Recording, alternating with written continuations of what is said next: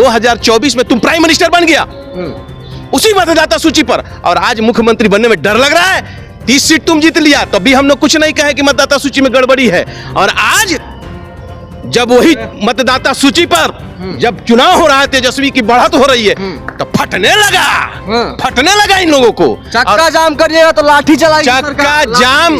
अरे भाई जेपी आंदोलनकारी है, हम लोग जेपी आंदोलनकारी है, बरसों वर्ष जेल में खटने वाला यहाँ क्रांतिकारी कार्यकर्ता है राजद का। आप क्या समझते हैं?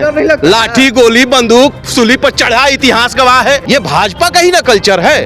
और उस तरह सम्राट चौधरी बोलता मैंने इतना एक नेता को गाली दिया, विपक्ष में रहकर इतना गाली दिया कि आज सम्राट चौधरी पूरे बिहार के लोगों के जुबान पर है। तो खुद वो उस बात को स्वीकार कर रहा है कि मैंने गाली देने के मेरे अंदर में संस्कार है। तो उस आदमी की संस्कार की क्या बात करना है? वो तो संस्कारहीन है। आज जो है कि राष्ट्रीय परिषद का यहाँ पे बैठक है राष्ट्रीय जनता दल का। आपको हम बता दें कि आज 29वां स्थापना दिवस भी मनाया जा रहा है राष्ट्रीय जनता दल का, और यहाँ पे लालू प्रसाद यादव, तेजस्वी प्रसाद यादव और भी जो बड़े बड़े नेता है राष्ट्रीय जनता दल के, आपको विजुअल के माध्यम से दिख रहे होंगे कि बापू सभागार में बैठे हुए हैं, और जो है कि कितनी भीड़ पहुंची हुई है। सब चीज़ को लेकर के हम बातचीत करेंगे। हमारे साथ बातचीत करने के लिए समरेंद्र कुणाल जी हैं, कटिहार विधानसभा से आते हैं। सर, यहाँ पे देखा जा रहा है कि एक बड़ी संख्या में भीड़ आई है, ठीक है, लेकिन आज राष्ट्रीय जनता दल के राष्ट्रीय अध्यक्ष लालू प्रसाद यादव को एक बार फिर से औपचारिक तरीके से जो है कि घोषणा किया जाएगा, लेकिन वहीं सम्राट चौधरी कह रहे हैं कि वेंटिलेटर पर से उठा करके जो है कि इनको फिर से बनाया जा रहा है। सबसे पहले तो 29वां स्थापना दिवस के अवसर पर राष्ट्रीय जनता दल के तमाम कार्यकर्ता एवं समाजवादी विचारधारा को मानने वाले लोगों को हार्दिक शुभकामनाएं, बधाई। और दूसरा एक सवाल आपने जो किया कि सम्राट चौधरी वेंटिलेटर आदरणीय लालू प्रसाद यादव जी पर, पहले अपने मुख्यमंत्री जी के बारे में सोचे जो खुद वेंटिलेटर पर है, पूरी दुनिया जानती है। लालू प्रसाद यादव जी का मेमोरी बहुत स्ट्रांग है। वो आज़ादी से लेके आज तक कौन सी घटना हुई, कैसे समाजवादियों के लिए उन्होंने सामाजिक न्याय के लिए लड़ाई लड़ी, वो सभी चीज़ें उनके मुखारबिन पर है।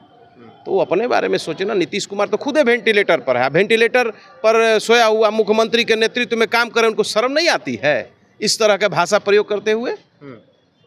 अरे उस आदमी के कोई नैतिकता है?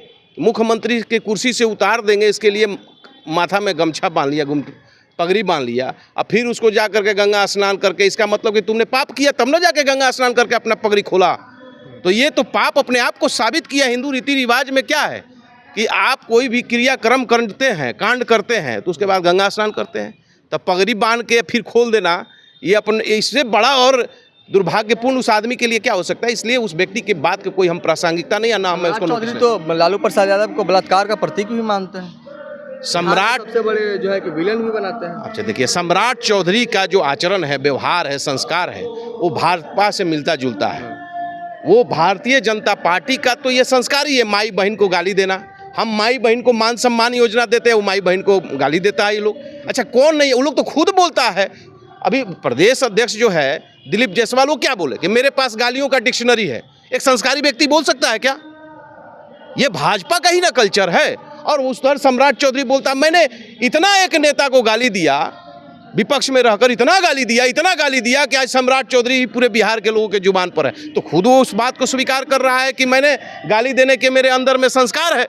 तो उस आदमी की संस्कार की क्या बात करना है? वो तो संस्कारहीन है, सम्राट चौधरी बिल्कुल एकदम संस्कारहीन है। अच्छा एक बात बताइए, उप मुख्यमंत्री बन जाना संजोग है, और भाजपा का कल्चर है कि ऐसे लोग जिसको जो गाली देने की उनके पास महारत हासिल है, गाली देने के लिए उनके पास डिक्शनरी है, गाली देने के लिए उनके पास तरह तरह के नॉलेज है, ऐसे लोग मुख्यमंत्री उप मुख्यमंत्री भाजपा बनाती है ऐसे लोगों को। तो ये उप मुख्यमंत्री बन गया, उसी के खिलाफ तो लालू प्रसाद यादव जी की लड़ाई है, इसी के खिलाफ तो आदरणीय तेजस्वी जी की लड़ाई है कि हम ऐसे शक्ति को हटाएं जो राक्षसी ताकत बिहार की सत्ता पर और केंद्र की सत्ता पर बैठी है। इसी के खिलाफ तो लड़ाई है, सत्य और असत्य की लड़ाई है, अधर्म और धर्म की लड़ाई है। तो आप कैसे कह सकते हैं इस बात को कि सम्राट चौधरी अच्छा हो सकता है? एक रावण के मुखारबिन से अच्छा बात निकल सकता है क्या? तो रावण कल्चर है वहां पर। हमारे यहाँ राम कल्चर है, हमारी सामाजिक न्याय की कल्चर है, हमारे लोहिया जयप्रकाश की कल्चर है, हमारे यहाँ कर्पूरी की कल्चर है, हमारे यहाँ लालू प्रसाद यादव जी की कल्चर है, जहाँ सामाजिक न्याय की बात होती है, गरीब गुरबा असहाय कमजोर वंचित शोषितों की लड़ाई की बात होती है। अब किसके बारे में बात करूं? उनसे हमारी तुलना ही नहीं है कुछ, हम तो उनके खिलाफ लड़ रहे हैं भाई। वोटर आईडी कार्ड को लेकर के जो खेल खेला जा रहा है सरकार की ओर से, उसको लेकर के आप क्या कुछ समझते हैं? देखिए, वोटर आईडी कार्ड जिस दिन चुनाव निर्वाचन आयुक्त, चुनाव आयुक्त का जो पद के लिए जो ये किया गया चयन प्रक्रिया, जिस दिन उसमें चेंज किया गया और माननीय सुप्रीम कोर्ट को उससे अलग हटाकर और माननीय हटा करके उसके बाद केंद्र सरकार के प्राइम मिनिस्टर और उसके एक मंत्री और प्रतिपक्ष नेता रखा गया, उसी दिन समझ में आ गया कि ये सिस्टम में बदलाव इसीलिए किया गया है कि जब हार की स्थिति पैदा होगी तो वैसी स्थिति में चुनाव आयोग वही काम करेगी जो मोदी चाहेंगे, वही काम करेंगे जो भाजपा चाहेगी। और वो यही रणनीति के तहत जब सर्वे आया गोदी मीडिया का और देश भर के जितना सर्वे एजेंसियां हैं जो सर्वे किया, और यहाँ तक कि भाजपा आरएसएस की जो सर्वे हुआ, तो दिखाया कि तेजस्वी जी सीएम 2025 में बन रहे हैं, इनको कोई ताकत रोक नहीं सकती है।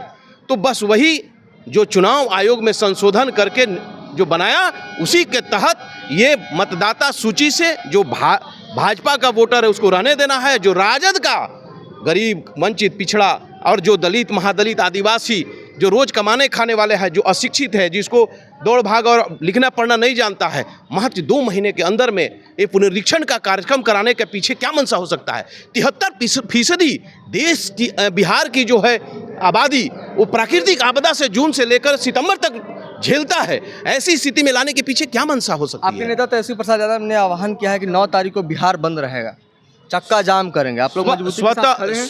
हम लोग तो आह्वान किए स्वस्फूर्त। आप देखिएगा ना, धीरे धीरे अभी तो शुरुआत हुआ है। अरे भाई, आप ये जरा सोचिए कि शादी हुआ तो कोहड़ा रोप दिए, अभी चुनाव 2 महीना में है तो आप पुनरीक्षण कर रहे हैं। ये किसको दिखा रहे हैं, किसको तमाशा बना रहे हैं। इस देश की चुनाव प्रणाली को लोकतंत्र के साथ खिलौना मजाक है। कम से कम 1-1.5 साल, 2024 में तुम प्राइम मिनिस्टर बन गया उसी मतदाता सूची पर, और आज मुख्यमंत्री बनने में डर लग रहा है।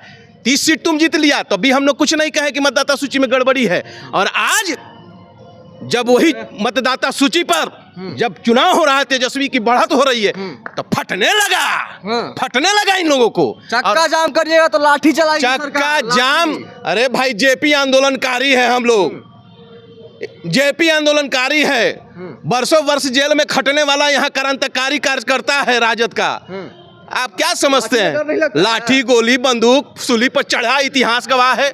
1947 से लेकर आज तक में देख लीजिए आजादी की लड़ाई। बिहार के दियारा से आते हैं आप, कटिहार की उस मातृभूमि मिट्टी से आते हैं, भूमिपुत्र है वहाँ का। पूरा सीमांचल का बॉर्डर है, बिहार का बॉर्डर है, वहां से हम लोग लड़ेंगे। पूर्वोत्तर की गाड़ी को आने नहीं देंगे, दिल्ली गाड़ी जाने नहीं देंगे। एम्बुलेंस जाने दीजिएगा? एम्बुलेंस को आप देखिए, हम लोग तो एम्बुलेंस का, अरे भाई हम तो कहते ही हैं कि जो लोग पीड़ित हैं उनके लिए सेवा में आपातकालीन सेवाएं छोड़कर स्वस्फूर्त सारी चीजें बंद होगी और जनता बंद करेगी।